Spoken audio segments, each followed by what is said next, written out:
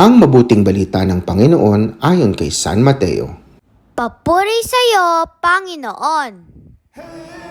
Noong panahong iyon, sinimulang ipaalam na ni Jesus sa kanyang mga alagad na dapat siyang magtungo sa Jerusalem at magbata ng maraming hirap sa kamay ng matatanda ng bayan, ng mga punong saserdote at ng mga eskriba, at kanilang ipapapatay siya. Ngunit sa ikatlong araw, siya'y muling mabubuhay. Niyaya siya ni Pedro sa isang tabi at pinagsabihan ng ganito, Panginoon, huwag nawa nang itulot ng Diyos. Hindi po dapat mangyari ito sa inyo. Ngunit hinarap siya ni Jesus at sinabihan, Lumayo ka, Satanas. Hadlang ka sa aking landas. Ang iniisip mo'y hindi sa Diyos, kundi sa tao. Sinabi ni Jesus sa kanyang mga alagad, Kung ibig ninumang sumunod sa akin, limutin niya ang ukol sa kanyang sarili, pasanin ang kanyang krus at sumunod sa akin. Ang naghahangad na maligtas ng kanyang buhay ay siyang mawawalan nito. Ngunit ang mag-alay ng kanyang buhay, alang-alang sa akin, ay siyang magkakamit noon. Ano nga ang mapapala ng isang tao, makamtan man niya ang buong daigdig, kung ang katumbas naman nito'y ang kanyang buhay? Ano ang maibabayad ng tao para maibalik sa kanya ang kanyang buhay? Sapagkat darating ang anak ng tao na taglay ang dakilang kapangyarihan ng kanyang ama at kasama ang kanyang mga anghel. Sa panahong yaoy, gagantihin niya ang bawat tao ayon sa kanyang ginawa. Ang mabuting balita ng Panginoon. Pinupuri ka namin, Panginoong Hesukristo. Hello mga Katulakids! Nandito na po tayo sa ika-22 linggo sa karaniwang panahon.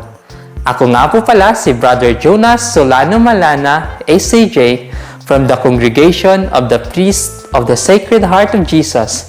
At ako ang makakasama ninyo sa inyong pagninilay-nilay sa Ebanghelyo sa linggong ito. Sa Ebanghelyo na ating narinig, inihahanda na ni Jesus ang mga alagad sa kanyang sasapitin sa hinaharap. Subalit, dahil hindi alam ng mga apostoles ang kahulugan ng mga sinasabi ni Jesus, kaya't niyayas ni San Pedro si Jesus at sinabing, huwag nawa sanang mangyari iyon. Ngunit, sinabihan siya ni Jesus na lumayo dahil makamundo ang kanyang nais para sa Panginoon. Kinakailangan pagdaanan ang pagdurusa at kamatayan upang makamit ang kaluwalhatian. Isipin ninyo na tumitingin kayo sa isang puzzle. Ang bawat piraso ay parang isang maliit na bahagi ng isang malaking larawan.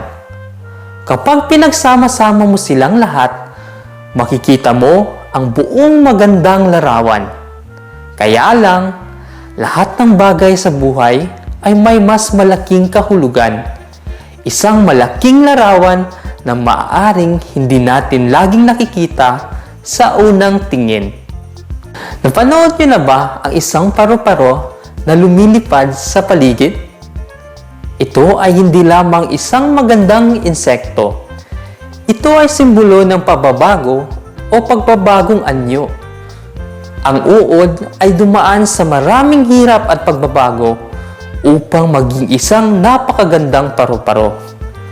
Itinuturo nito sa atin na ang paglago at pagbabago ay maaaring mahirap, ngunit humahantong sila sa isang bagay na maganda at hindi natin inaasahan.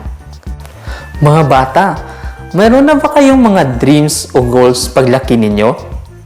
Isipin ninyo ang inyong mga pangarap sa buhay, tulad ng pagiging pare, madre, teacher, o scientist. Upang maabot ang pangarap na iyon, marami tayong pagdadaanan. Ang pagsusumikap, ang pag-aaral, at ang determinasyon, lahat sila ay humuhubog kung sino tayo. Ang inyong mga pangarap ay nabibigay sa inyo ng kahulugan, ng layunin, at ng direksyon sa buhay. Si Jesus ay nagpapaalala sa atin na lahat ng nangyayari sa ating buhay ay may malalim na kahulugan. Maaaring hindi agad-agad nating naiintindihan o natutuklasan ang gustong mangyari ng Diyos sa atin at maraming hirap ang ating mararanasan. Pero patuloy pa rin tayong magtiwala sa Kanya. Sa pamamagitan ng patuloy na pagtitiwala at pananampalataya sa Diyos ay makakamit natin ang napakagandang biyaya na hindi natin inaasahan.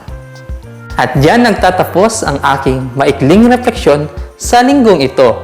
At lagi niyong tatandaan, pag may salita ng Diyos, may paglago.